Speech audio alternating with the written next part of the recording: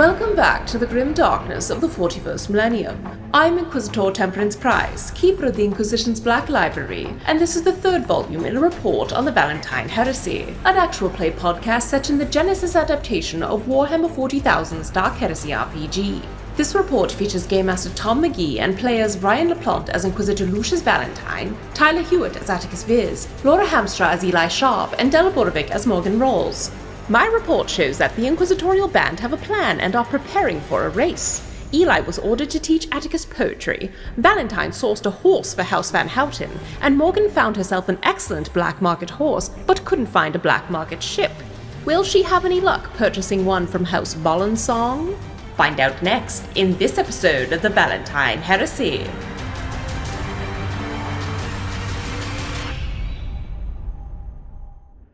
A purchase order for the Fine Grove shipyards. And if at all possible, it would mean a lot to me if the ship could be both fast and somewhat pleasing to the eye. There are a lot of things in this world that aren't beautiful, and I would appreciate it if my ship was one of the things that was. Of course, I fully understand if this is not possible given the time constraints or who it's for, but if you could try your best, I would greatly appreciate it. Sincerely, Sacritar Voidstain. What a void stain, am I right? You are Classic literally Voidstone. correct, yes. So, having failed to obtain Voidstain's ship, Morgan, you've returned back to the Van Houten estate to pick up Eli posing as Clarence the Footman, to go and call on Lady Bolonsong, both to make a good first impression and to see if you can maybe finagle one of the fine, sort of like fancy antique ships that the Bolonsongs are known to produce. Is there any preparation you and Eli want to do before you go calling? Man, just one thing. I think we would take Toby, and Toby can perch on Eli and to look extra fancy, extra Yes. like intimidating and intriguing. Because also, I'm sure nobody here actually knows Captain Ralsvarn, but if we're being technical, it is Captain Ralsvarn's bird. Like for reals, it was given nice. to Morgan by her, and it was hers for many years prior to that. So it's like the legit thing. But just before we leave on the ship, it's like, Eli, we need to make a good first impression. I believe you need to make a good first impression. Yes, and you are helping me. Oh, okay, how do you want me to help? Don't do like last time and ramble. Look professional. Can I just be quiet? If you're going to be quiet, then be useful and keep your eyes open or do something. A confused Eli says, okay. Yes, if you can't fight, then at least use your tactics to look out for things. We have to make a good first impression, but this is a person we are trying to scope out. That I can do. All right. Oh, all right. We're going into hell now.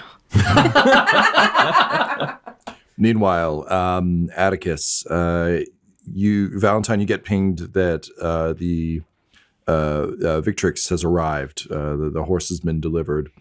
There's sort of like a large, like wheeled transport pulls up, and a horse trainer steps off with the horse. The horse looks great. Like, again, just like a beautiful horse. The feathers are spectacular, as all sci-fi horses have. It just... Is it a fully feathered horse, Tom? Is it a feather mane? What are we seeing in terms of feathers? So this is the, like, we didn't want to spend too much on the CGI budget, so it's like on the horse's shoulders, a little bit off. It's basically when people want to make a historically accurate dinosaur nod without actually making the dinosaur a feathered bird monster. So just like a little bit off sort of the horse's jaw, a little bit off the mane. Like the mane is got like a flare of feathers, and then off the shoulders and the hind shoulders. I don't know horses. Hind quarters. Right, there you go. Just sure, everybody chime in with your horse knowledge. This is good. So yes, feathers. Horses eat meat. No. There we go. Good. If you squeeze them, glue comes out. No. The death horses. No, I don't Horses like it. eat other horses. I mean, They don't That's talk where good. that's where they get horsepower from. Yep. it could And be only horse. they're bad at talking because they're always a little hoarse. Oh, nay. Except for when they're a big horse. Yep. And they're not capable of democracy because they only vote nay. Got any more? I mean, I probably do. We can call it there. All right, so that's only half the story. Let's move along to Attikus. You see this horse for the first time, and Valentyne, you're apparently. How do you want to teach Attikus to ride a horse? Valentyne would like to bribe this trainer to teach Attikus to ride a horse because Valentyne has seen mounted regiments, but he has not actually participated in one, and that's not generally a part of commissar training. If you're put with a mounted unit, the mounted unit will teach you how to ride because they're going to be even Imperial Guard mounted units. A lot of them are horses, but some of them are like a local lizard species, like you never know. So he's like knows he can't do it in time. In his head, he's wondering if Attikus can't do this. He's going to have to talk to Kotov about like what kind of mechanical legs will be allowed in this race we could put on the horse to try to stabilize it if Attikus is dog shit. Like, can we just put treads on the horse? Like, what's legal? treads. Like, just tank treads and remove the legs so the horse is like a servitor that can drive like a car. Like, I don't know. God. So Valentine's just mathing out what needs to be done. Yeah, fair enough. All right, so if you want to bribe 100% a yes. horse trainer, I think we're probably going to go with charm or negotiation. Let me see what my options are then. This horse's limbs are in my hands. I guess we'll go with like charm. I guess neither of these are good. That for sounds him, so, charming. So I mean, by default, I guess we'll go with negotiation. That feels more like Valentyne. It's not like he's worried about this person liking him. He's just going to try to do his job as a valet.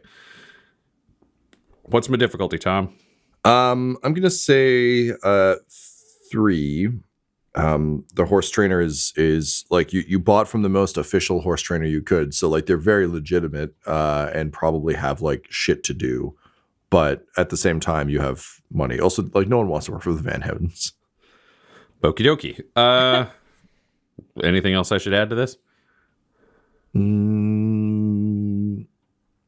I will give you 1 boost for the trainer seeing who is meant to ride the horse and viewing it as an interesting challenge. Okay.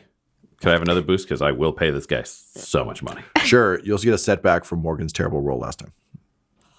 Great. Yeah, I mean, that's probably all I can do on this check. So let's see what happens. 1 failure, 1 advantage. Okay. So he says no. He's very busy. Also, he just like takes one look at the estate, and Lord Van Houten is like, no. I think for the advantage, we'll say that the horse is as advertised. It is like sturdy enough that Attikus can ride it, and the arm won't be a problem. Like it's not like a lesser horse that would like not be able to manage this. This horse is like almost more of like a war horse type, just like a big fucking horse. But the trainer simply says like, no, not for any money. Good luck, I guess. And he gets back in his car. Valentyne makes a note to do what a valet would do, which is spread nasty rumors about this guy's business later, because he has to do that in character. He's not even doing that himself. He doesn't fucking care. This guy's an idiot, but fine.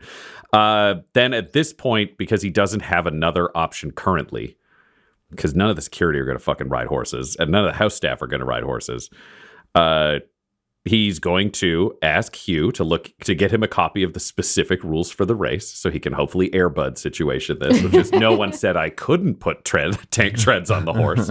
And then it's going to be the horse is there, the horse has the fucking thing, like get on it, Attikus, and it's just him watching Attikus ride this horse around and trying to spot anything Attikus is doing that's wrong. Like, it's literally just watching to be like, can I improve this from where we're at 0 of horse skill to some by observing the mistakes being made until he can hopefully Airbud situation this, because this is a disaster.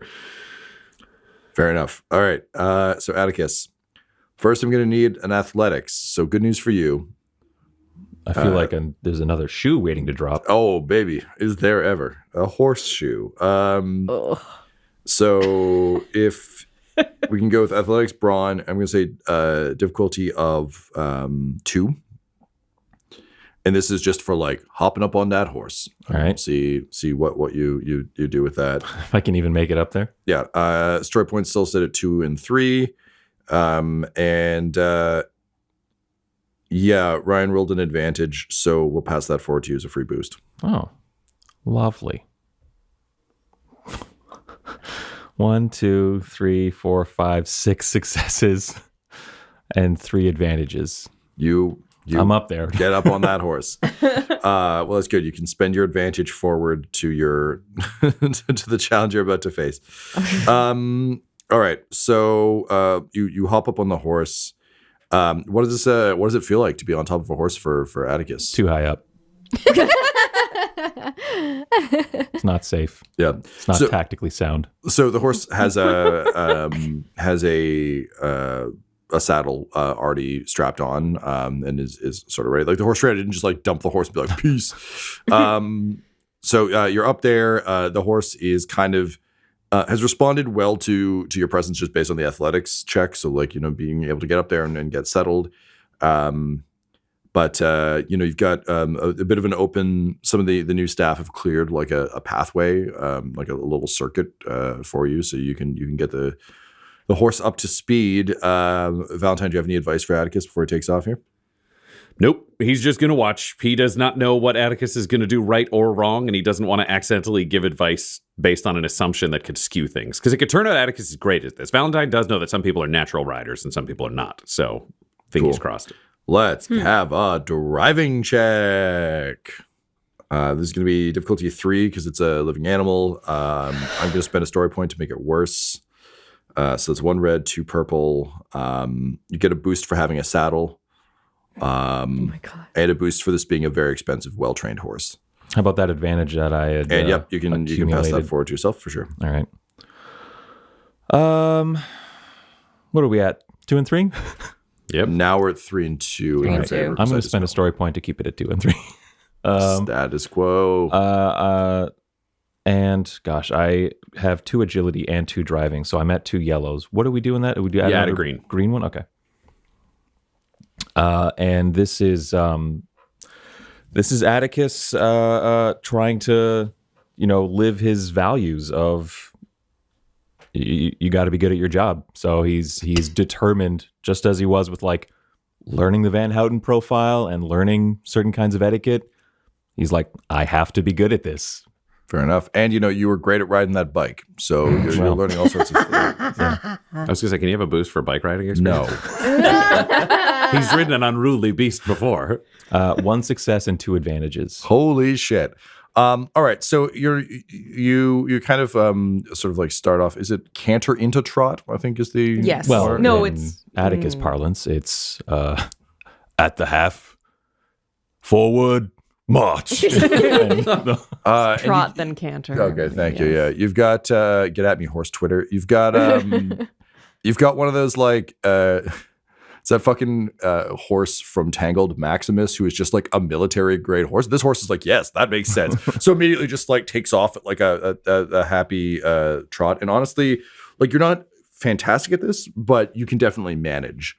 Again, this horse is incredibly well trained. Also, realistically, even though these aristocrats would be taught to ride horses like all the time forever, smart odds are a lot of them are really fucking bad at it because they're rich and entitled. They're just like, make the horse do what I want. So horse responds well to you. Yeah, you're not like the fastest that there's no like, no one's taking their sunglasses off being like, oh my God, look how fast he's going. But you manage pretty well. Valentyne, you're very impressed. This is a surprise. Nice. This is good. All right. Yeah, Attikus would gradually try to get the speed up as he feels he has control. He'd be like, okay, faster now. Yep. Faster. And again, in like military marching parlance, he'd be like, okay, double time kind of thing. Yep. How does it feel to be up top? I mean, it's too high for you, but like otherwise, what's the experience of riding a horse like for Attikus? Still dangerous and stressful. He hates it. Right. All right. So yeah, you do a couple laps, and it goes surprisingly well. You sort of bring the horse back around. Immediately there are like people coming out to like take the horse from you and move to the stable. which they are currently clearing shit out of because like it's been used for storage. There hasn't been a horse in there for a long time. And the horse just kind of like gives you like a stern nod. Can I roll to see if Valentyne spotted anything you can give him tips on? Sure, yeah. All righty. What? I think Perception? I would have said perception, but I think it's gonna be driving. It's okay. What is Valentyne observing from a lens of being able to handle the horse? And I'll say difficulty of 2. Okay. In terms of advantage and disadvantage, I don't really see any cause for booster setback. All right, let's just say that. Tyler, you had 1 advantage on that last roll, I think. 2 right? advantages for the horse riding. All right, so you can take a boost from that, Ryan. 2 success and 2 threat. Okay. So yeah, you see some places he can improve. Tyler, I think for you, we'll say then that you get a boost on your next riding check. In terms of the threat, I'm just going to add a setback to the next. I'm going to add a setback to your next check, Valentyne. Okay. So just because it's the 2, so I can spend it to a specific person. I think you give him some advice. I can't justify that cost, can I? Fuck. All right. So no, what we'll make it is a setback to Tyler, your next roll, but a boost to your next ride. I was gonna say I have a cheesy one if you want a story purpose. Sure. The rules are real strict for the race. There's no way to airbud it. Oh, okay. The rules come out and it's like, nope, no cheating. You're just riding a fucking horse. There's no, you can fuck with the horse at all. You lose. Yep. I like that a lot. That makes sense. And also is what I was going to go for anyway. I didn't know that. I will buy what I already own. 100%. No, that's great. I like that a lot. Right. So yes, the rules come in. There's a specific no tank tread clause. Yeah. Oh God, I hate that they ruled that up. But like no drugs, no servitorizing, like all the stuff that was on Valentine's list of possibilities is all excluded. Yep. Yeah. Honestly, if the Kuros family could try it, they probably have. So there's a lot of corners that have been covered. Okay, great. I love that. Kuros family just showed up with a horse-shaped car one year. This car is called the Stallion. Get out. All right, great. So we cut back to Morgan and Eli arriving at the Bolonsong estate. Mm-hmm. It is just truly a spectacular, like large front gate, which you pull up to the perfectly manicured lawn with like amazing. It's got like a line of those like triangular crafted trees kind of leading in. Perfect grounds behind it. There's Eli. You do notice an incredible looking stone maze, just kind of off to one side. There's, seem to be statues kind of throughout the grounds. However, upon arrival, you're met by folks wearing the Bolonsong livery, so similar to what you saw from the roof repair folks. And immediately one of them kind of comes out and says, pardon me, I'm not quite sure what you two are doing here. Oh man, could Morgan have gotten Terseus to write a letter before she left? You can spend a story point for that. Yes. The order has shifted. Changed it. 1 and 4. Oh, God, I need it. At the last minute was like, this is not a good first impression if we just bounce in. So she's just going to give this nice letter that Terseus wrote, similar to the note when they balled in on the roof and then had a note to like, we showed up, but we have a nice, we have a nice letter, and it'll be like, if you could give this to your lady of the house, we will wait wherever people wait. That would be on the street to the unannounced, so good news, you're already there. And then the attendant goes inside and gets on a Voxcaster and a servoscope. I was going to say, quick question. This letter that you got, is it from Van Houten? Is it from you? Who is the letter? Just so, because I imagine that might flavor things inside the house, depending on That's who a good sent point, right? what. Yeah. Because I'm like, we already sent a letter from Van Houten previously. Right. No, this letter would be from her explaining the situation of, we want to make we know you're super busy. Thanks for everything. You got introduced to Van Houten, but not to me. I would like to make an introduction. Okay, fair enough. So he goes inside and hops in the voice coder, and like a servo skull comes flying out. Because like, despite how nice everything here is, still 40K. Yeah. It's got like a little like powdered wig though, and like there's like a bow under its chin that just kind of flutters behind it as it pulls out. The attendant hands the servo skull the letter, and the skull fucks off. And you wait uncomfortably for like 10 minutes, just in awkward silence outside the front gate, as it is no doubt taken to a butler who reads it, determines whether or not it can be passed along, and so on and so forth. Eli's just craning his neck to look at the maze, doesn't want to build a maze they're expecting. You want to roll me a perception check? Okay. It's difficulty 2 because you're far away. Okay. That's all I got. That's it? Yep. Yeah, I don't have anything to add to this. You don't have proficiency in mazes? I got a triumph and a failure. Jesus Christ. Okay. Well, it's very far away. So the success and the failure cancel out, so it's just the triumph? Yeah. But Because the sap doesn't do it. A lot of the time we just read them both and Tom punishes us Let it happen. deliciously. All right. So just let the app torture us all. yeah. All right. It's very far away. You can't really get a particularly good sense of what the maze is. But I will say, because it's a triumph, the guard does notice you staring at the maze, and something in his expression kind of softens. And as you're waiting, he just kind of like leans around the corner and he's like, "It's a pretty sweet maze, huh?" Yes, I've been thinking of building one myself.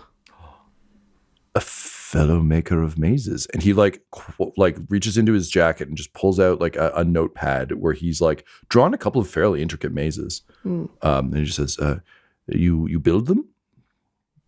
I design them. Me too. And he kind of like looks at his little notepad and says, "I've not had a chance to build one myself, but it does seem like it would be rather fun, doesn't it?" Yes, it does. Have you ever built one inside of a house? I've always dreamed, but certainly never. Is that even possible? Where would people go to sit in the sitting rooms? Well, you'd have to follow the maze to the sitting room. Like his face is just lighting up. It never occurred to him you could do that. Eli's just going along with this. This is like He says, "Well, odd. perhaps it seems you know a lot more about mazes than I do. And perhaps if your mistress makes a good impression, you'll be back again. Would you mind giving me some notes on mine?" And he like hands you his notepad. Do I notice anything? Is it like, does it look like a good maze, or is it like I could solve this in like a there at the end? There's the Dude, solution. this guy has nothing to do all day. These are some pretty intricate mazes, but looking at them, you also can see some very easy applications to the estate if you want them. Ah, yes. Interesting. And this false turn, Yes, you see, you think fascinating. turning right is going to be the way to Yes, do it, but indeed. oh no, fucko, you're stuck. Fuckos. Yes, truly, that's what I call people stuck in mazes. I like you. Excellent. Like Morgan, you're just fucking stuck outside during this. But Yep. Eli will say, having taken this book of mazes, you can have, if you do decide to try and build a maze, you can have a boost on that because you have some good stuff to study from your triumph. All right. There is no servo skull that returns. Instead, the gates just open. Oh no, I guess the skull would have to come back for this. Skull comes back. The gates open, and there's just a small note that's been handwritten and just like, but clearly jotted down. Like this isn't no one spent time on the calligraphy of this or anything. And it just says, "Sounds fun. Meet me out back." Oh, nice. Okay. So the gates open, but you out back of the residence. Yeah, like I'm around assuming. the back of the estate. But you've been basically granted passage. Great. And the guards seeing this are just like, "Yep, you're free to go." All right, great. We're just gonna walk back. We'll walk past the outside of the maze so Eli can gawk at the maze, He will. Yeah. Gawk, he will. and we'll go look for the Lady Bolonsong in the back. Cool. Eli, you gawk at the maze. Given that it's a stone maze, you see an entrance and a bunch of walls. It is not impressive from out here. You're slightly bummed you don't have time to go through it, but you do have the book in your pocket, so it's not a full loss. Okay. Yeah. He'll touch it though to see the texture of it. I don't know. What Sure. they Feels make like stone. Mystery Interesting. solved. You make your way around behind the estate. It is very large. Like literally, you have to ask like some gardeners and shit like where to go. You come around back and you hear the crack of a rifle. And you find Guinevere Bolonsong, just like she set up servants have set up a shooting range for her. And she's just like in the classic kind of like aristocratic riding gear, while still also being very aristocratic. So she's got like the leather vest and like the leather pants, but also like frills, far too many frills. But she is, she's got just a sporting rifle, and is firing at just like several skulls holding targets, and just blasting the targets. As you come around, you hear the crack of the shot, and you just hear fucking Emperor's balls, and then reloading. And she says again, and like skulls go up. There's the crack of the rifle, and this time one of the skulls explodes, but the target doesn't, and the target drops. And she just mutters to one of her attendants, who's kind of like laughing along with her. She's like, I am truly horrendous at this. And she reloads and says, yes, my unexpected visitors. Hello, welcome. I'm so sorry. I was already dressed for shooting, so I figured I would just carry on. Not you, though, obviously. Please, come. And she just kind of like looks both of you up and down, like clearly not what she was expecting. She says, you'll have to forgive me. You don't look like you're from around here.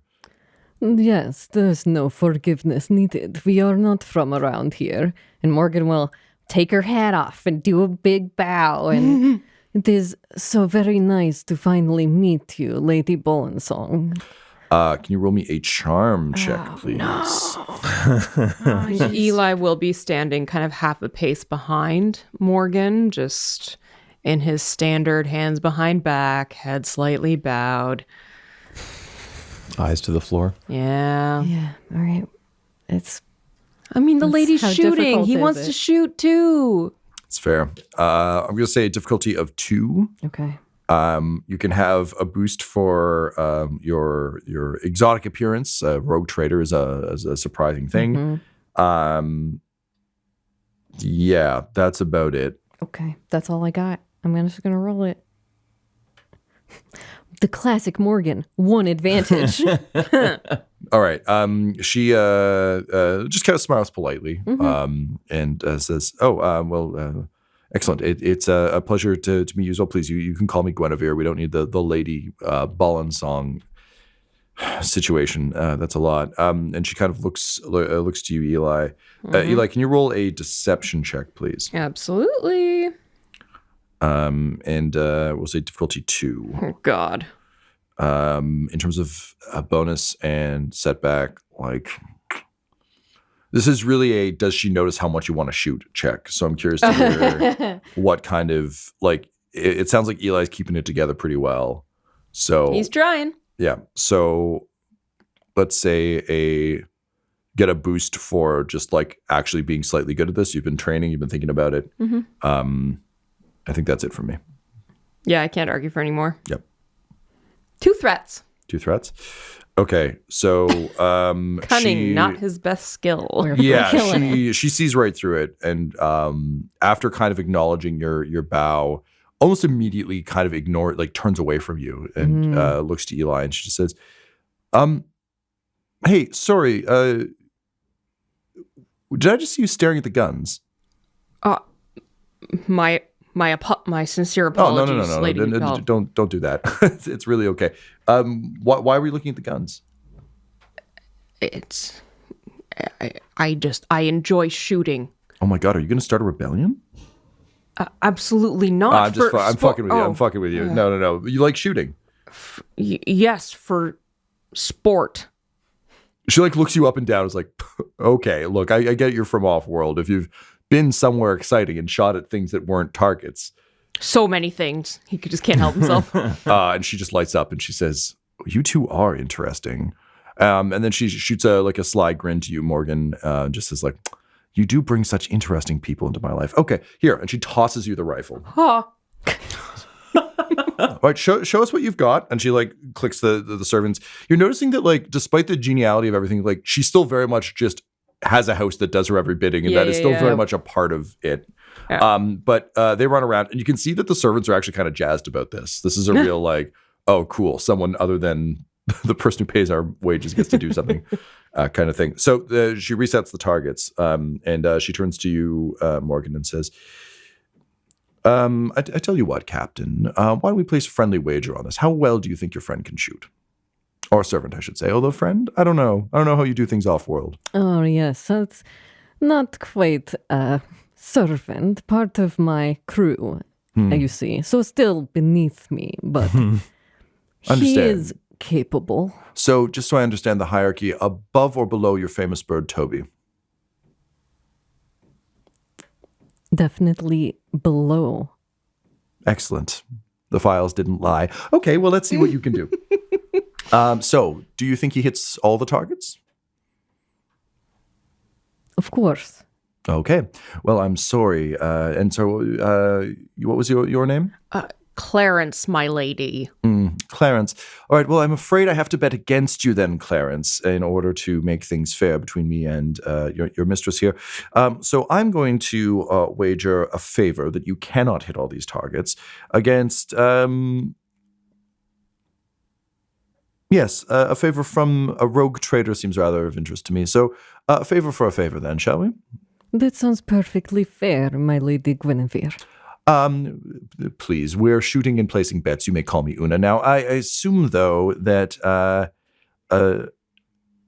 yes, just so you are aware, there is, of course, money on this planet, but favors are truly the currency of the realm. So just be careful with who you bet them against.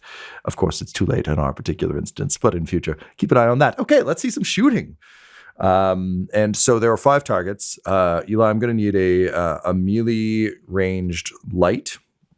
Or ranged light, yeah. Oh, sorry, yes. A melee ranged light. Range. I need you to throw your gun. Yeah, exactly. Okay. Got range light. The range band on these is 2. Okay. That's difficulty 2? Yeah. I'm going to say well, do you think Eli would be at all stressed about like people watching and placing bets on him?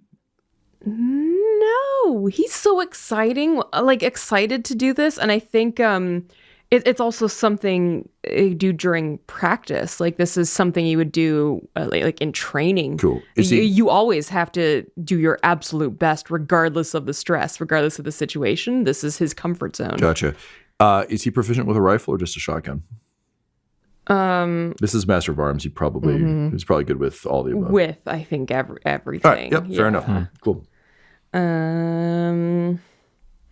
Actually, I will give you a setback for the quality of this rifle. Okay. It's not a military grade rifle. It's a sporting rifle, which probably means it's weighted in very odd ways for you. Okay, interesting.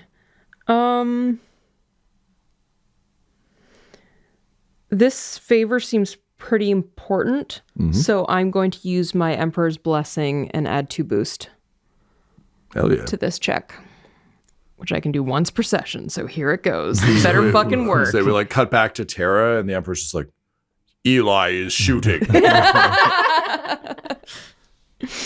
I mean, we're doing the Emperor's work, right? So Yeah. all right. Ha! Uh-oh. We're fucking this up. All right, let's hear how bad you pooped the bed. Let's do this. 4 advantages, 1 failure. Wow. Guys, Wow. It was so in my favor. Welcome to And the I came hell up we with were in. so many blank dice. Yep. Fuck. Eli, your aim is true. It's honestly the rifle's fault because this thing is so light and kind of fluffy compared to what you're used to firing that I think it really is just like full confidence. I've got this. But then firing it, it's like someone once pointed out that the weight of a lightsaber would make it almost an impossible thing to use as a sword because there's only weight in the hilt and you have no sense of how long the blade is. It's like that. Like every time you fire this rifle, the recoil's wrong. The way you've been adjusting for like wind and everything else, just none of it really works because the thing is such a lightweight pea shooter. Honestly, it is most of his shooting has been done like in ships in space where you're not having a whole lot of wind to contend with. just bullets are just curving slightly. Yeah. It's like, So yeah, it is a poor showing.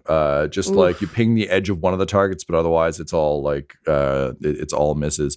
And Guinevere just kind of like laughs and claps along and turns to you, Morgan, and just says, "Oh, Captain, I do believe you are in my debt now, and that is very, very interesting to me. Good try, though, Clarence. It's fully understandable that you might want to, shall we say, embellish your reputation coming from amongst the stars as you do, but I think it's very clear." She kind of like gestures to her staff, who are now very much on team her, as like, look at these Outworlders, we're cooler than them. I think it's very clear that shooting things in space is perhaps not quite as difficult as shooting things in real life. He's grinding his teeth and is like, I am duly ashamed. And looking back to Morgan, she's like, "I can understand why you value the bird above him." Precisely that. If only Toby had been the one shooting, but good help is hard to find. And she kind of like gives you a look that her servants can't see of like, "I agree." Mm-hmm. There's some glowers from behind her that suggest that they probably know that's what she was doing. Says, well, this has been a delightful entertainment, and I must say I needed this. It has been quite stressful planning the welcoming party for everyone.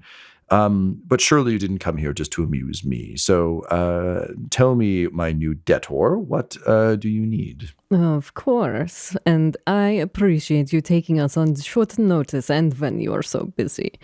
But the intrigue of this place has piqued my interest, I would say, and, well, I would like to join this upcoming race. You would like to seek the hand of the Duke Wixthrop? Why not? That is a delightful attitude. That is interesting. Yes, so the good news is, and you should really reprimand whoever your contact here is, all you need to do is just inform the royal family that you'll be participating, and they'll just put you on the list. So, mission accomplished. You did it. Congratulations. Oh, yes, of course. But to join this race, I need a good vessel, and everyone says that you have the absolute best, so... Well, the roguish tradester appears to be incredibly well built. I can't imagine where you found half of the parts that my team reported seeing, even just on the exterior. So I don't know what you could possibly want from one of my vintage vehicles that you can't get from yours. Well, of course, I want the world experience. I know what my ship is like, and I have been with it a long time, but when you are here, you should not act like the people here do, right? And I would like the very best that is from here.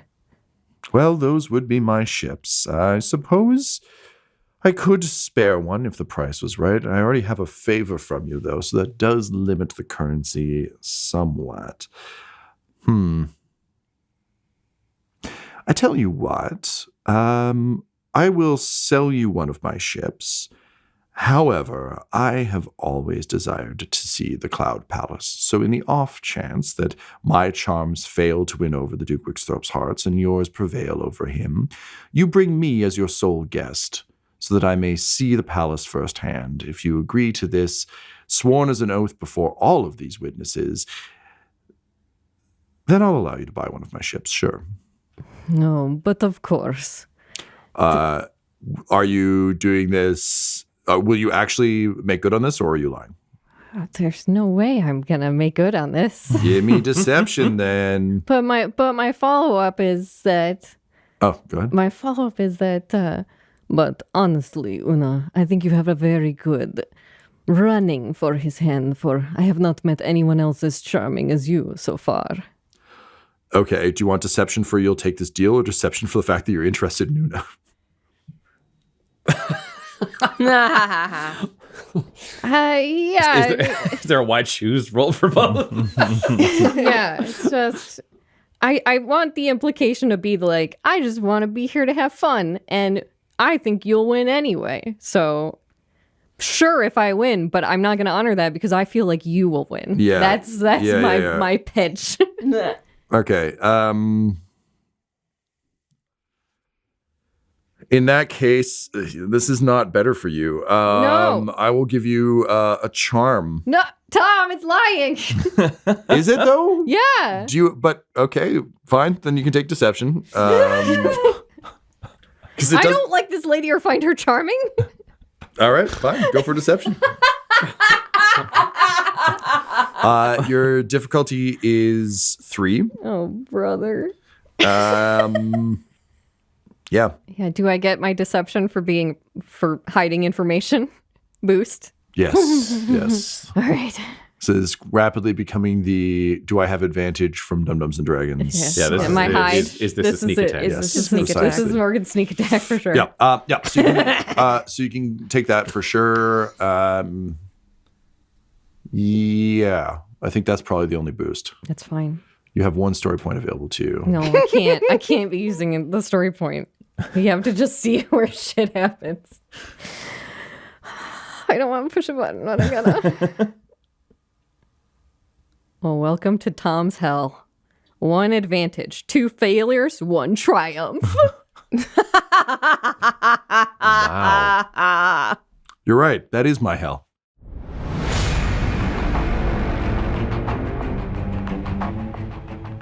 From the Lizardman Letters. Remember, it is always quite dangerous to owe someone a favor. Make sure you mean it. So 1 advantage, 2 failures, 1 triumph in attempting to charm Lady Guinevere into believing both that you think she's got a better shot at winning and that you think she's charming. Neither of which is true. And according to these dice, is both true and not true in a weird Schrodinger's cat of Genesis nonsense. Yep. Okay, so here's what happens with that.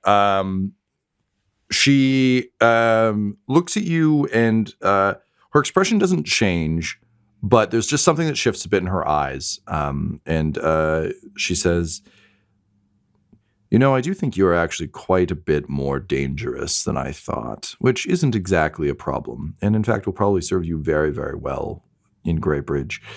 However, it does mean that I do need to somewhat rein in my hospitality. So, Captain Varn, it has been an interesting pleasure. And as much as I would have liked this to perhaps go differently, it would seem it is going the correct way, as these things often do.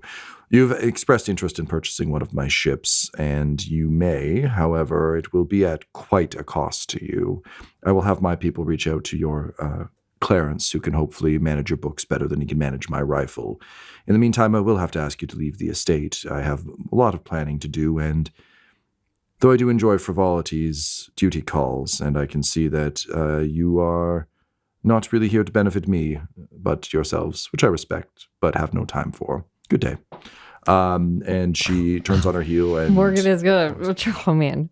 Just try it. That is completely fair, my lady Una. But if I can Guinevere, give you... Please. Take 4 points of strain. What? Yeah, just fuck me. Strain? What? Social combat now, baby. Fuck! This lady's a fucking Eldar. All right. She got crazy skills. Wields the power of no. So rough. If you would like some pointers on shooting, I am a much better shot than my companion, but you can call on me again if you would need that. Have a good day. And she kind of like shoots you a look over her shoulder and just says, perhaps. And then just sort of like disappears back into the estate. And immediately there are just so many footmen who just materialize out of nowhere it's to fine. just Take us make away sure from that this place. And they keep Eli far away from that maze. There's no maze touchery this time. No. You are escorted squarely out. And immediately upon exiting, you get a ping on your microbead.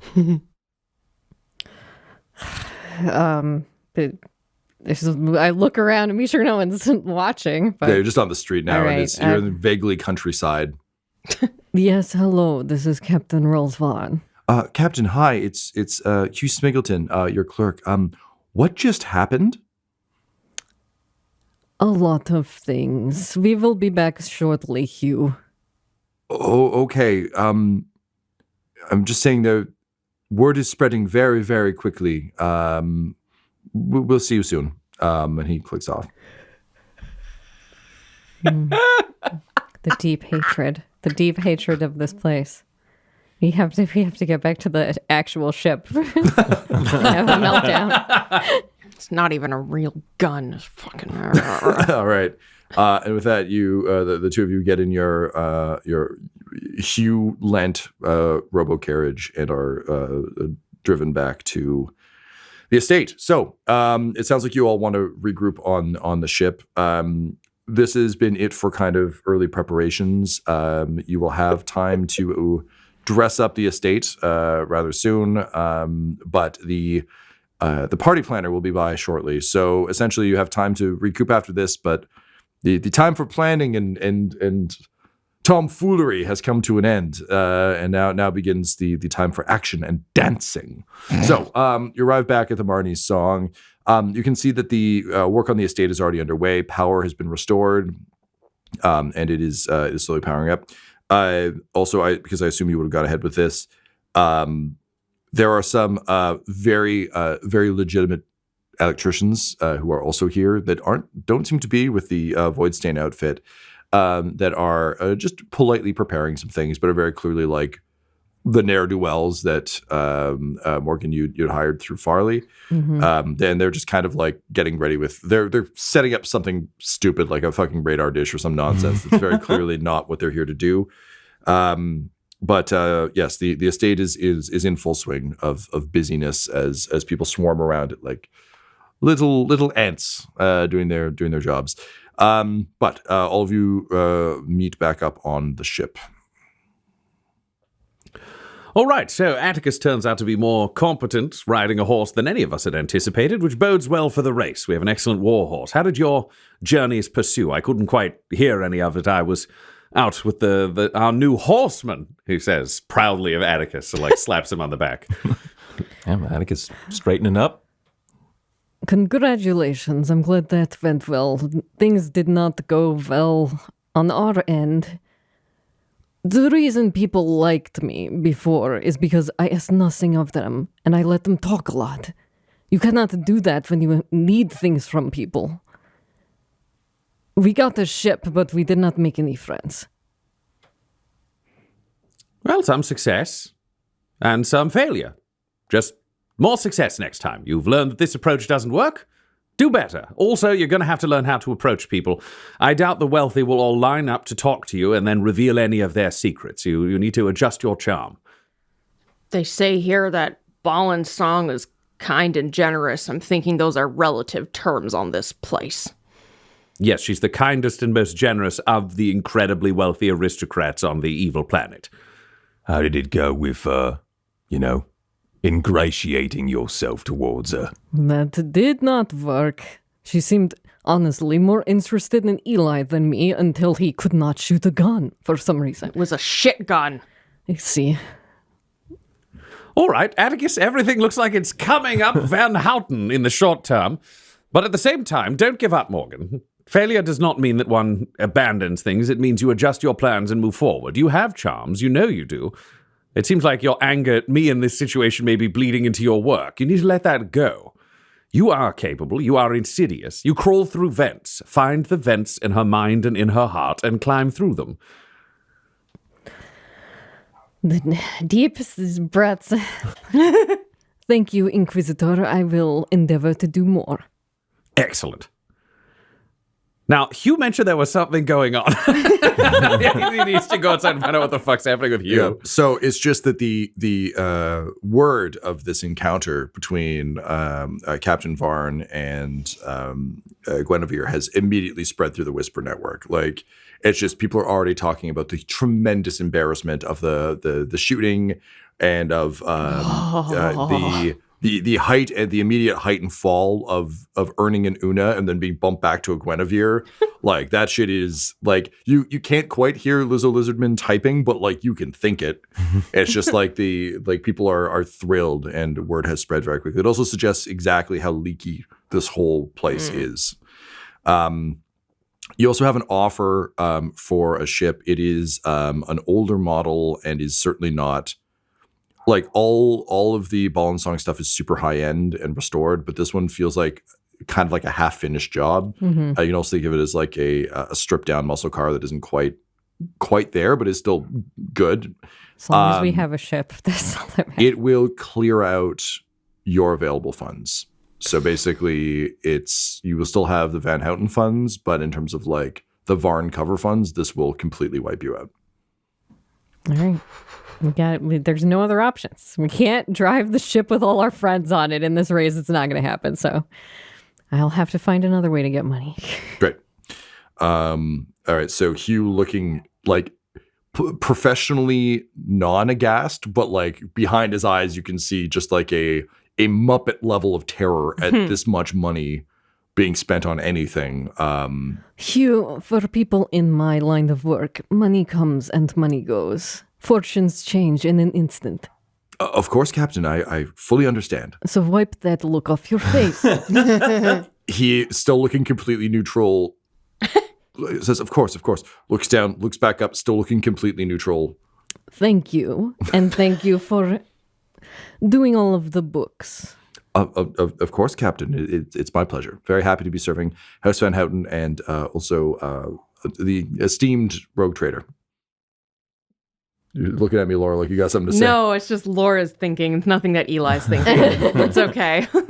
All right. It'll bleed into Eli's thoughts eventually, maybe. Great. I look forward to it. All right. So you've secured your vessels. The next big thing is, again, just what style of, you'd mentioned that you want to make the estate and the property kind of like an exciting, dangerous space. What are you kind of thinking of there, Ryan? Okay, Valentyne has had some time to adjust the thoughts and figure out what's going on because he needs to make it different than anything else that's happened. And he would fish for ideas and probably get them from the crew. He'd find out about that maze book, and that's interesting. And his idea would be to turn the entire property into a gigantic maze so that people would actually have to find their way through to the house proper where the original part of the party would take place, find their way through to different areas where, there's going to be a band and dancing over here. There's going to be this.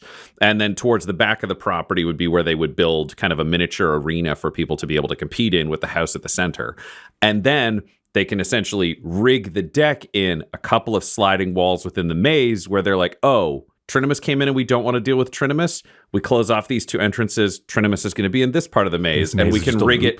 Yeah, so other people will come back to the house, and then we can kind of like, as the people overseeing the maze, also just go drop people to go talk to somebody or something. So it makes the entire property a game and everything within it a game, because clearly politically there's a bunch of shit going on. So the best thing we can offer is a full range of entertainment that will probably also make Eli happy because it's going to be more defensible than just like walking around. But yeah. But it's literally just to be like, we're going to turn this property into an amusement park. Okay. So here's a weird question. Do you want to just go ahead and do that, or do you want to see if you're able to win over the party planner first? Like, is this either way you want this, or is this just the pitch for this is what we'd set up? This is the pitch, but they also need to seem committed. So he would start the work on this, knowing that the person would come in, and then if they shoot it down, they can kind of scale back rather than finishing production if they don't want to keep moving forwards. But it means they've got to refinish the house and make it a cool place for people to visit anyways. And there's something impressive about sending a valet out and having them walk you through this maze of delights to arrive at a house to have a conversation, because it just needs to be something people are talking about, is what he thinks, unless there's any objection from the team to this overall Sounds design. great. No, that sounds awesome. Yeah. Hell no. Okay, we're doing that, Tom. All right, sounds good. So you get that underway. Hugh is kind of taken aback by this plan, but is into it because he has to be as professionally. He sure does. Why is Hugh taken aback by this plan? Just like no one does this. This is The audacity. well, it's just like It's outrageous. Well, like as you said earlier, like what would you do with a sitting? Like where's the sitting room? It's just like the idea that I can't serve a plate of like cucumber sandwiches to someone without having to turn three corners is like whoa. What do you mean you can have rounded rooms? No, they have to have corners, damn it. Like it's just this place is very, despite all the games that occur here, it is very much like a fairly there's a lot of variety within a very narrow margin. So just this whole concept is so foreign. And again, to Hugh, this is like a permanent, like this is just going to be like Francois Van Houten's house forever. So it really is like wow, this is a bad idea. This is a dumb way to build your house. But like, you know, again, it's not his place to say. Yes, no, Hugh, this is just this season's idea. Oh, and that he is very into. Like, okay, yes, burning a fuck ton of money to flip your house for a season, sure. Just like his internal monologue is just like, but if you had to get up to use the washroom in the middle of the night and it was a maze, oh dear. Well, that's why like the top floor of the house where the Lord lives doesn't have to be a maze. We'll teach the staff the interior. Just all outside areas are people have to earn the right. Yeah. Okay. Can I get I'm so sorry, Del. I feel like I just keep throwing all the dice rolls to you, but you hired them. So I need a skullduggery from the sneaky crew. From the sneaky crew. All right. What's the difficulty? I'm gonna say difficulty of 1 on this. Honestly, they're like they know what to look for. They have kind of even though the place is a mess, they don't suffer from the same problem that everyone else did, which is like, there is no clear lamp to hide a bug in. They're like, oh yeah, this floorboard, that is a specific kind of floorboard. So all right. Difficulty of 1. And in terms of, you can have 1 boost from the advantage from your previous failure. And I think that's probably it, unless you want to make a case for like, helping them, but I feel like it wouldn't benefit any of you to be seen helping the ne'er-do-wells doing their installation. No, that's fine. They're my people. Got to keep the rest of the people away from them. All right, using all of my energy to talk to the ne'er-do-wells as coming off of this situation. 3 successes, 2 advantages. Hell yeah. All right. So they're able to debug basically like the Lord's chamber floor. So now if you want to like talk in the house, you have that sort of upper floor that's just like by logic, the 4th floor, because it can't be any higher. Yes, that's true. Yes. So yeah, you now have like basically like a hard box. It's just like it's safe, it's secure. They also don't add anything. They're literally just taking things out. Because being ne'er-do-wells, they're also like, well, you don't want us to install anything because then you won't be sure. So we just took some shit out. Here's the bag. There's just like a bunch of bugs and like, all right. Also, we installed that dish you wanted. Wink. And then they go on their way with a bunch of money from the Van Houten estate because womp womp. Mm-hmm. No money for Morgans. Got a fancy ship though. Yeah, you have a fancy ship, which is nice. Cool. Okay, so that's been done. You kind of have a night to rest. The party planner will be coming. That said, I'm going to go ahead and say that strain does not recover in these particular instances because we are in a long, drawn-out social sphere combat, and the shame of that strain is more like it's not like Morgan's sitting at home being like, "Oh, I'm really tired from talking to that person." It's reputational damage. It's reputational damage. That's right. So it can be recovered, but not through sleep. Valentyne would before Morgan goes to bed because he's still trying to figure things out, and he would just approach. Be like, Morgan, I'm trying to understand where you're coming from, so I will be asking you questions occasionally. And it would be a service to both yourself and me if you were honest. Do you believe in good and evil?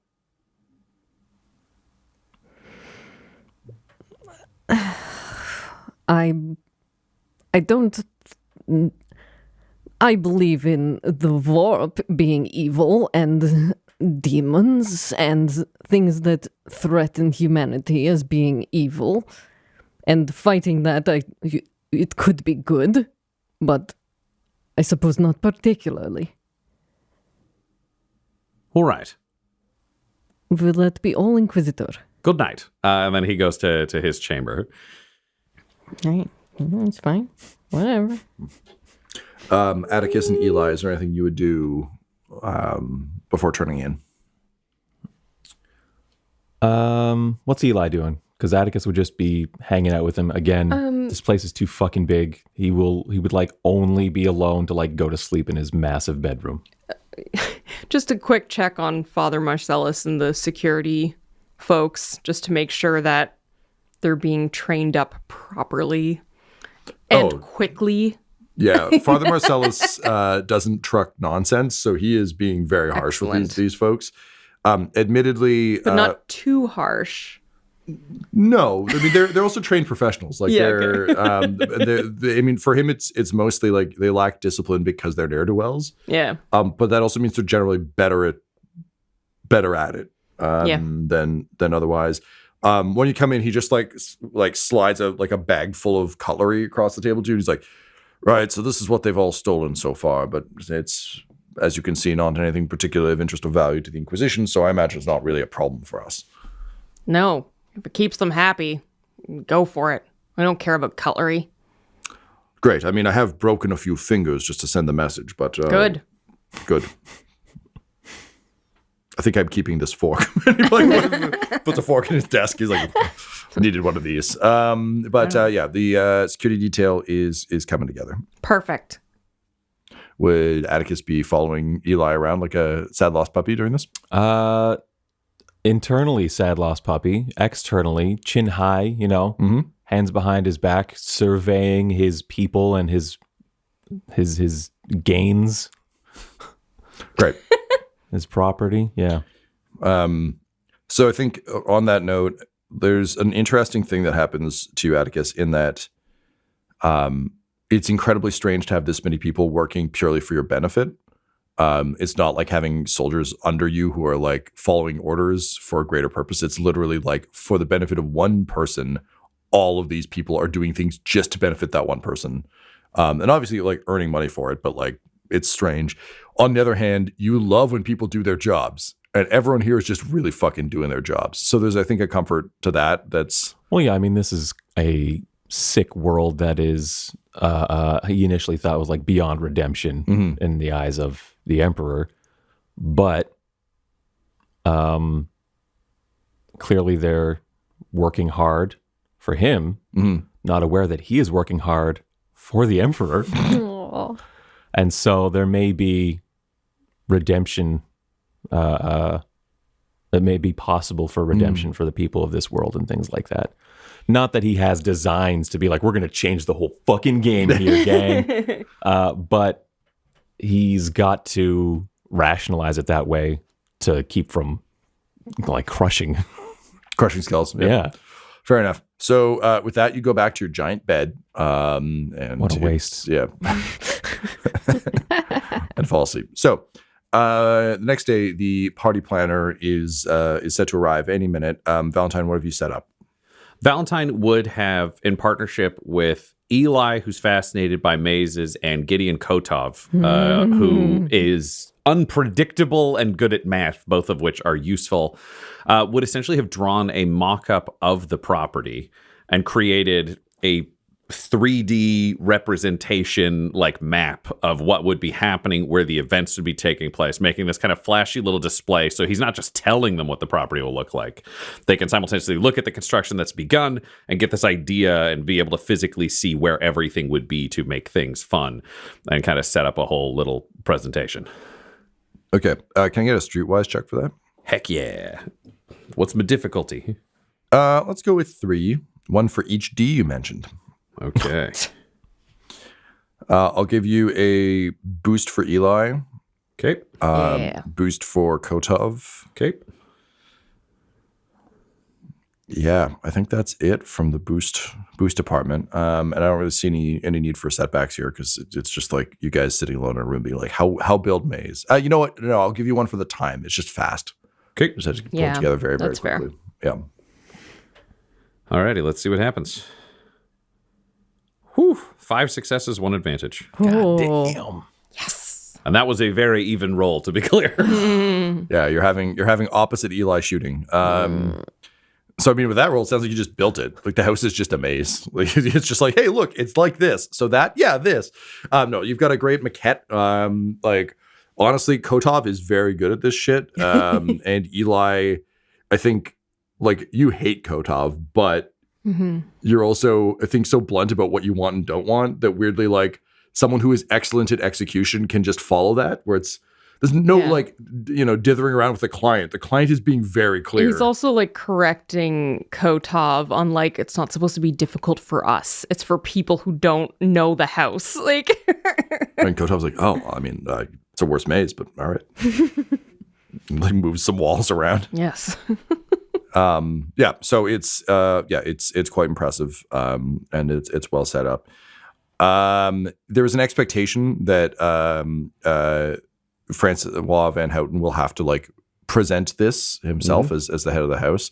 What prep would you have done with Attikus? Attikus, I think it's walking through the maquette and the grounds so that he can see like, okay, this is where the fireworks display is going to be. This is where the band and the other. So he can almost walk them around the property, and then we will do the maquette will kind of travel with us on one of Kotov's servitors, and we'll reveal it portion by portion of the whole property. So we'll set him up so that he's got all the showmanship around him, and he's just kind of got to talk. And Sorry, then what's the term you're using? Maquette? Maquette. It's I'm not familiar. Yeah, so I mostly know it from stage theater design, where it's just like if you're building a small scale version of the set, it's called a maquette. Okay. So you can think of it as basically just anytime you build a small scale version of a large scale. Gotcha. Okay. Thing. There's a whole video game about it, which means it doesn't just exist in theater. So, I was worried I was too far.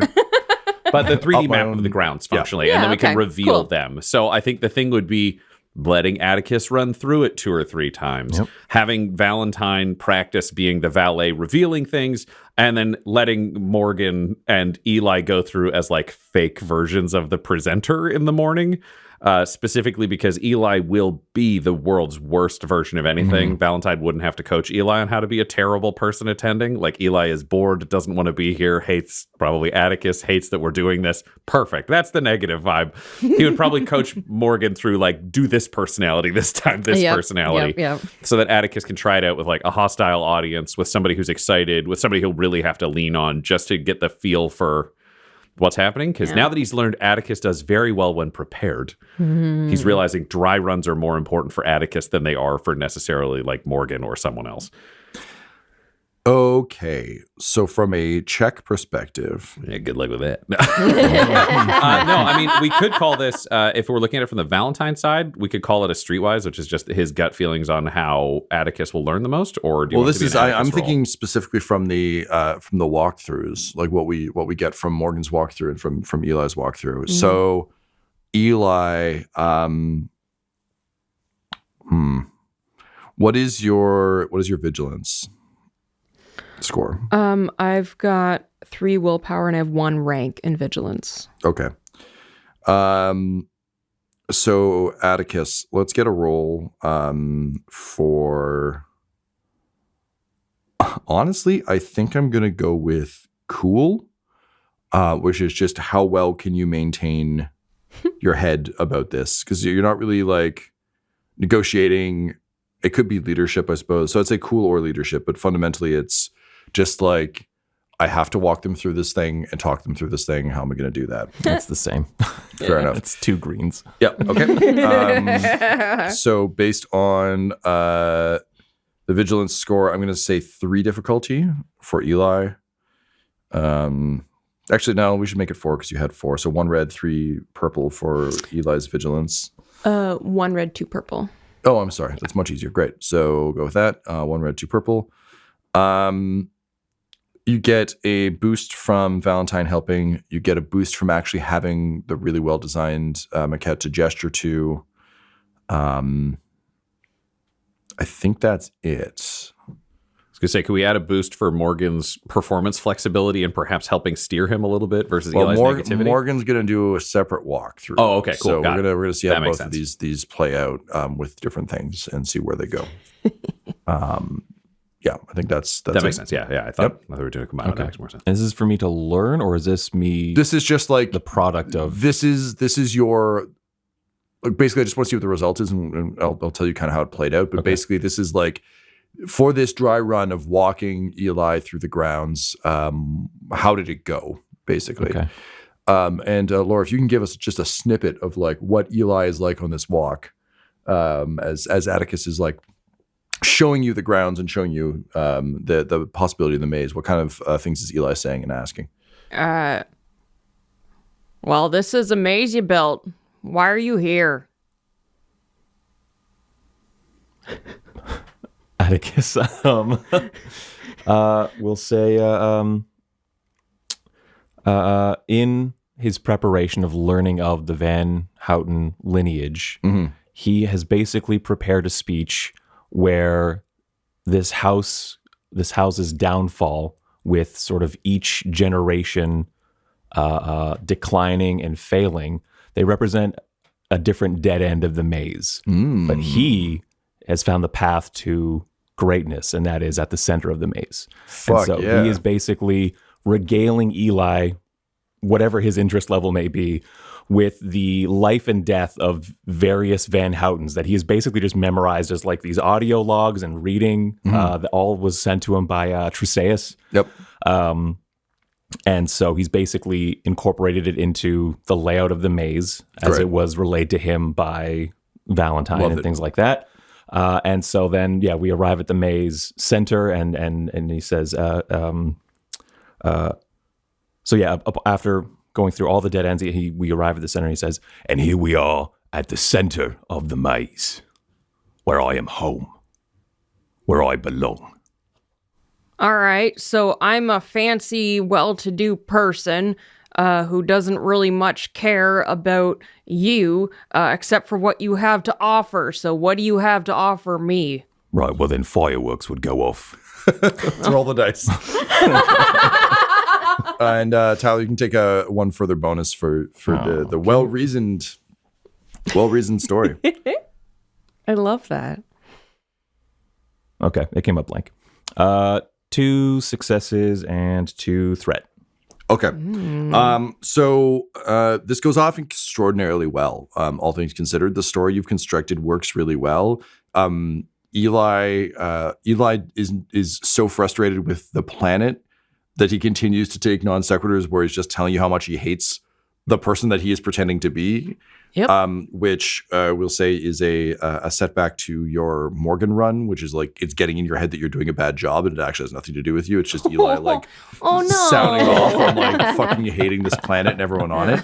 But I hate this planet. I hate these people. I hate you. Yeah, you're all a bunch of fucking idiots. Can't wait to write poetry together. But I'd say overall, it's about as good a run as you could get from that. Let's see how the Morgan run goes. Okay. So, Valentyne, what was refresh my memory, what's the purpose of the Morgan run, or the focus of the Morgan run? The Morgan run. So Eli was always going to be the most hostile person. Morgan was to try out what it would be depending on varying levels of like interest, which is Morgan can portray an aristocrat who's just kind of bored but might be won over. And then, if Morgan goes through it 2 or 3 times, by the end it's like, okay, just give him an easy one on the end so he's confident to go through, because Morgan can do that in a way that Eli cannot. Okay, so Morgan, what is your deception? My deception is 3 green, 1 yellow. Okay. So let's spin up another roll for you, Attikus. Because Morgan is varying what she's doing purposefully to make this easier and harder on you, I think we're going to say 1 red, 1 purple as the difficulty. Okay. You get a boost for the story. You get a setback for Eli's attitude. You get a boost for having the good model. And can we just get a snippet of Morgan, what the walkthrough sounds like from you? Yeah, she would have done the board one. She would have done, I think, judging from the people who are around, really flighty, not paying attention version, where she would just kind of talk over him and that kind of stuff. But then at the end, it would just be like how she sometimes talks to Eli when they're very drunk, but she'd do the like, oh yes, this is such a lovely place and you are so strong and handsome. I would love to hear more about you in this place. Please regale me with all of the information in this place. Yes. It's probably the most upsetting one for Attikus, where it's like just knowing that this is all like pretend. He's like, all right. Like, yeah. Okay, I fucking get it. He's slowly becoming every minimum wage employee who's had to pretend to answer the phone with a customer with a manager across from him. Oh, God. Yeah. Slowly gaining the, hey, this is my customer service voice. Yeah. Sell me this pen. All right. Go ahead and roll, please, Tyler. All right. A little bit of everything. 1 success, 1 advantage, 1 big failure. What is that again? Despair. Thank you. Despair. But sorry, you did have a success? I had a success and an advantage. Yeah. Okay. All right. So this walkthrough goes. The various walkthroughs go well. I think we'll say Morgan, you're actually very impressed by it. Like it went like much better than you expected. Yeah. I think we'll say the despair is that Attikus, you've just realized how easily Morgan can turn on and off personality, and as someone who prefers like literal straight shooters, I'll never trust her again. that's it. Yeah, For the rest of this is fine. a problem. So we'll chalk that up for the despair. But overall, despite being disillusioned, like you're feeling pretty good. And so the party planner arrives. This guy is like, if Kamal Nanjiani had to wear the like Hunger Games Stanley Tucci outfit, so there's just a lot of like curly curled collar and like big cuffs, and he's got like bells on his boots, and it's just very much like I'm here to be a huge pompadour hair. And he rolls up in a carriage drawn by two actual horses, and just steps out with a sort of a broad grin, and says, "Hello, everyone. Hello. It is I, Vernalius Venomblight, and I am here to hear what kind of party you think you can throw." And he looks around at the state of the estate and just goes, "Oh my, well, I certainly hope you're not planning a camping expedition for us." And like there's like, sycophants behind him who titter, as well as one servitor that just kind of like chuckles in binary and has clearly been programmed to like be his traveling laugh track. And he says, well, all right, which one of you is the Van Houten who's back from away? Valentyne will step forward and bow so low it is disturbing. His forehead almost touches the ground in his valet uniform. He's got excellent fulcrum. Yeah. Oh, absolutely. People don't realize how strong that core is. And he just says, "Master Venomblight, it is my honor to present to you Lord Francois Van Houten." And he just gestures with a hand, keeping his forehead almost pressed to the floor towards Francois. Wonderful. He literally like takes his hand and just pushes you over as he moves past. Valentyne, take a dive. Yep. He'll make him look so fucking strong. Like Valentyne will fucking fall so hard. That irks Attikus. So then this guy walks up in front of you and looks you up and down and like at your outfit and the state of your outfit. And there has a little like before bowing not very low and saying, well, Francois Van Houten, it's so good of you to return. Surely you're not going to present your family like this, are you? It's a work in progress. Okay. I was hoping you'd be able to help with that. We shall see. Well, let's see what we've got. And he like claps, and the sycophants and the servitor just kind of like roll over. And he says, well then, what are we to do? And Attikus, is this something that Francois would do personally? I think he would snap his fingers at Robite. Robite? Rabute, yeah. Rabute, yeah. And say, Rabute with me. Yep, and the moment he was down, Valentyne was up, immediately dusted off. He's got the servitor with the model with him. Like, they are just following you as though, like, you're so wealthy you don't need a servo skull. You have a servo man who just appears perfectly to always the whole body. Yeah, you got Not it just all. the head. The brain's still in there, and he's just, you pay him so much, he acts like a fucking idiot. So, yeah, he'll just be right beside you with the model, everything ready. And Attikus kind of just talking about his family history. Big air quotes around that, but gesturing to the various dead ends of the maze, again, the dead ends of his ancestors, and that the true path of the maze is the arc of his life up to this point, and that he is seeking greatness for his family once again, and he's come home to seize it. All right, let's get deception. I'm going to say difficulty of 3. I know your dice are bad for this, so I'm going to upgrade 1 to a yellow based on your successful test runs. Oh, okay. In terms of boost, again, you get 1 for the model. I don't think you get 1 for Valentyne this time because he can't help you, because given the clear Venom Blight's clear choice of I don't care about servants, it's just all on you. I'm going to give you 1 setback for trying to do all of this through the absolute rage you feel towards this man for pushing over your Inquisitor. I think that's a hard fucking thing for Attikus to ignore, having not been trained to ignore such things.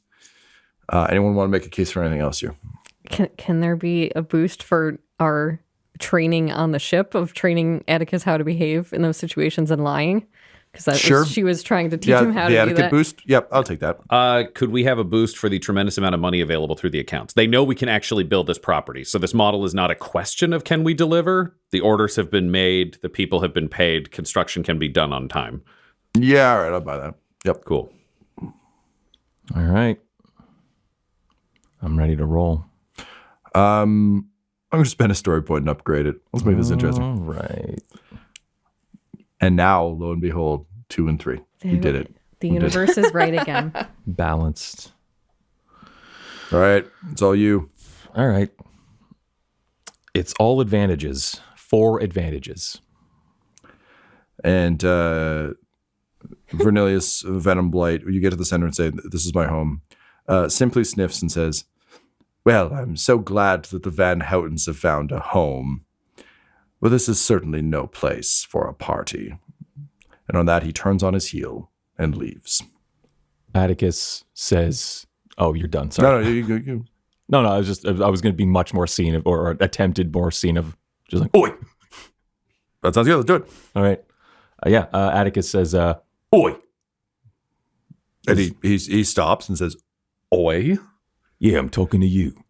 My name is Vernilius Venom Blight. Who's oi? Well, the name Vermilius Venomblight comes with a reputation of turning, let's say, clay, unremarkable, into something beautiful, a sculpture, eh? Well, I've given you an interesting challenge, and you're treating it like a boring chore. can you roll me? I think this is honestly coercion. Yep. Yeah, that felt like a threat. I don't know if Attikus, when trying to be classy, can do anything but threat. Well, but I'd also say weirdly, this is like a social combat threat. Absolutely. Yeah. I like it. Yeah. So let's go coercion. Difficulty 3.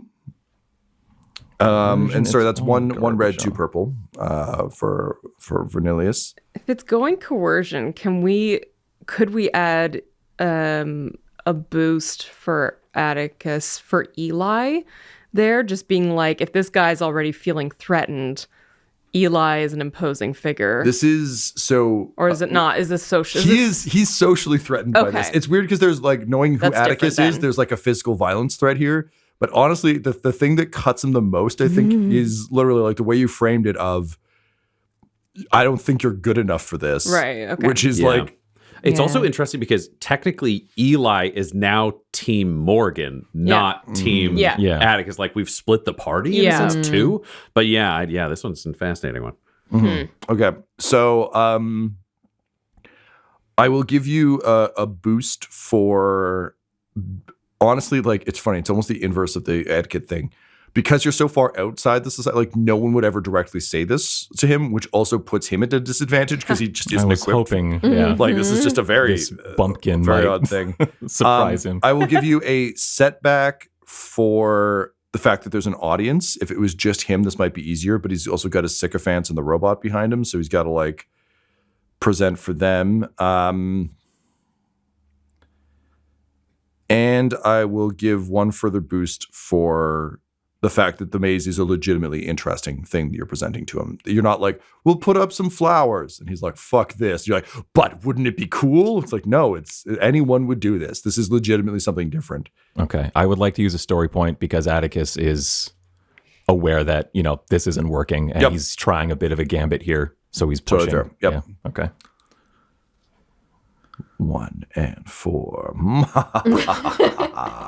All right. Good to roll. Let's do it. 2 successes.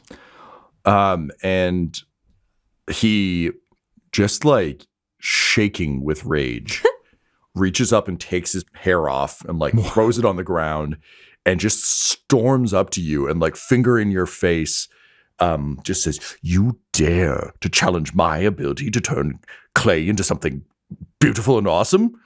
Well, I'll make you a maze. I'll make you the best fucking maze party in the world. And if and when it fails, the Van Houten shall be dragged. They shall be dragged through all the papers. We won't even need Lizzo Lizardman. Everyone will say, ooh, what a shitty party from a shitty family. Or if they succeed, it will be because of me. But either way, you've got yourself a party, sir. I say you good day." And then he like gestures to people to pick up the wig. They put it back on him, and he turns and says, I will tell His Majesty that well, you'll need some time. Ugh. So fine, you may have fall. The fall party will be here. Attikus nods, not wanting to say anything to jeopardize the result we've gotten. So it's just a curt nod. And he just says, "Oi to you then." And he turns and storms back out. And the 2 sycophants turn and follow. And the servitor lingers for a second, like staring at you, and it can't nod, but you feel like if it could give you a knowing nod, it would. And then it turns and wheels out. Ha ha ha ha ha ha. It's like a binary laugh. And then it turns and wheels out. And immediately you get a ping from Hugh across all of your microbeads that just says, "Holy shit." Yep. And Valentyne turns to Morgan and says, "See, anything's possible." This episode of the Valentyne Heresy features the voices of players Brian LaPlante, Tyler Hewitt, Laura Hamstra, and Del Borovic, alongside Game Master Tom McGee. This episode was edited and mixed by Laura Hamstra, and the Valentyne Heresy's artwork was created by Del Borovic at delborovic.com. That's DELBOROVIC. Our theme song is The Hordes by Megan McDuffie, and our ad breaks use the tracks No Control and Chiefs by Jazzar, JAHZZAR. All of their music is available at freemusicarchive.org. For all things Dum Dums and Dice, including merchandise and how to join our Patreon, you can visit dumdumdice.com or find us on social media at dumdumdice. That's DUMBDICE. Ave Imperator, and death to all the heretics.